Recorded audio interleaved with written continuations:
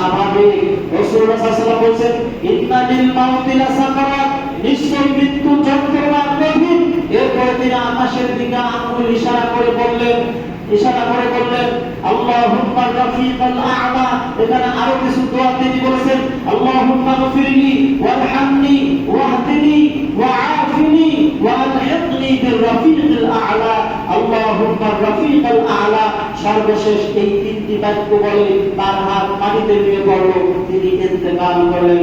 আয়েশা সিদ্দিকা রাদিয়াল্লাহু আনহা বুঝতে পারলেন যে আমাদের পাশ থেকে এখন দয়ার নবী বিদায় নিয়েছেন।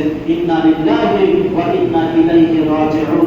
অতএব আপনি আমি তার উম্মত, আমাদের নবীকে মুহাম্মদ সাল্লাল্লাহু আলাইহি ওয়াসাল্লাম, আমরা কি তার উম্মত? এইজন্য আল্লাহ বলেছেন ইন্নাকা মাইয়্যিত, হে নবী আপনি মারা যাবেন, ওয়া ইন্নাহুম মাইয়্যিতুন, আপনার পরে যারা আসবে তারাও মারা যাবে।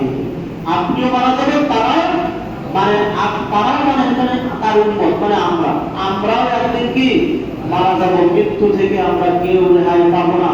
অতএব মৃত্যুর জন্য আমরা কতটুকু প্রস্তুত আছি?